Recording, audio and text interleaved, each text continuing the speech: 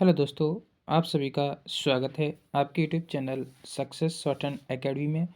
आज हम लेके आए हैं 80 WPM डिक्टेशन प्रतिलेखन संख्या 51, प्रतिलेखन संख्या 52, रामधारी गुप्ता खंड 1।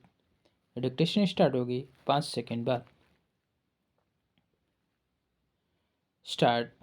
महोदय, योजना पर वाद विवाद सच्चे अर्थ में एक राष्ट्रीय विचार विमर्श का अवसर है और मुझे प्रसन्नता है कि सदस्यों ने इसे गंभीरतापूर्वक लिया है। हालांकि इसकी आलोचना भी बहुत हुई है। ऐसी आलोचना सुनने के हम अभ्यस्त हो चुके हैं। पहले इसका लक्ष्य योजना का विचार ही हुआ करता था। सौभाग्य से वह बात अब नहीं रह गई है और हम विकास की ऐसी सीढ़ी पर पहुंच चुके हैं जब मुझे आशा है कि सभी दल योजना के विचार का अनुमोदन करते हैं। कुछ ने योजना के कुछ अंशों का अनुमोदन किया है और अपनी आलोचना अनेक कार्यक्रम को लागू करने के तरीके के लिए सुरक्षित रखी है। कई सदस्य ऐसे हैं जो योजना के हमारे ढंग को बिल्कुल पसंद नहीं करते। पूर्णविराम पैरा। अब यह स्पष्ट है कि हम में से प्रत्येक व्यक्ति के रूप में नहीं बल्कि दल के प्रतिनिधि के रूप में कुछ विचारों के पक्ष में है और कार्य संचालन के किन्हीं विशेष तरीकों को पसंद करता है। हमने पर्याप्त विचार विमर्श और सोचने समझने के बाद यह निश्चय किया कि हमें किस प्रकार का योजना आयोग बनाना चाहिए और आयोग को किस ढंग से काम करना चाहिए। योजना आयोग में निर्दलीय स्वतंत्र विचारों और गैर राजनीतिक विशेषज्ञ होते हैं, लेकिन वे पूरी तरह से योजना के लिए जिम्मेदार नहीं होते।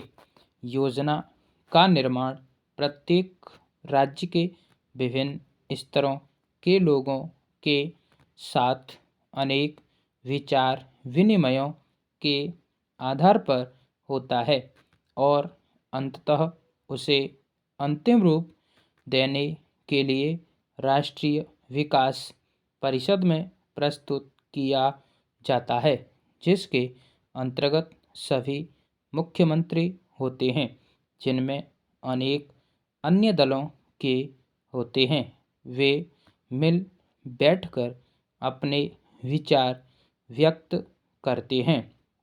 यह ठीक है कि इन बैठकों में मतभेद भी होता है, जो सामान्यतः योजना के तरीकों को लेकर नहीं बल्कि अधिकांशतः इस पर होता है कि किस राज्य को कितना पैसा मिलना चाहिए। हम जानते हैं कि हमारा कोई भी ऐसा कार्यक्रम नहीं है जो हमारी पूरी जनसंख्या की आवश्यकता के लिए पर्याप्त हो। सभी समय उपलब्ध साधनों और जनता की आवश्यकता के बीच सामंजस्य के लिए प्रयास करना होता है। यह सोचना होता है कि क्या किया जाना चाहिए अथवा एक दूसरे क्षेत्र के लिए क्या किया जाना चाहिए। कुल मिलाकर यह योजना अगले 4 वर्षों के लिए प्रगति का घोषणा पत्र है। हमें कुछ अनुमान है। पैरा महोदय, यद्यपि योजना के अंतिम रूप पर यह औपचारिक बहस अब हो रही है, हमने योजना के प्रारूप के बारे में काफ़ी ब्यौरेवार विचार किया था। एक माननीय सदस्य ने कहा है कि योजना से ऐसा नहीं लगता कि कामों को निपटाने में तत्परता जरूरी है। मैं समझती हूँ कि योजना के प्रारूप और उसके अंतिम रूप में यही अंतर है। अंतिम रूप में हमने तात्कालिकता पर जोर दिया है, जिसका प्रमाण यह है कि उसमें आज की प्रमुख समस्याओं की पहचान की गई है, जैसे बेरोजगारी या क्षेत्रीय असंतुलन अथवा अन्य ऐसी ही बातें। इनमें से कुछ समस्याओं के समाधान में कोई विलंब नहीं होना चाहिए और उन्हें तत्काल दृढ़ निश्चय के साथ हल किया जाना चाहिए। लेकिन कुछ परिस्थितियां ऐसी होती हैं जिनमें हमें काम करना होता है। कुछ मान्य तरीके हुआ करते हैं। इनमें से एक है लोकतंत्री प्रक्रिया। बहुत से लोग चाहते हैं कि हम कई काम एक साथ करें और इनमें से कुछ के बारे में हम सहमत भी हैं कि वे सही काम करते हैं, लेकिन हम लोकतंत्री प्रक्रिया के प्रति वचनबद्ध हैं। हम जनता की राय से काम करने के लिए प्रतिबद्ध हैं।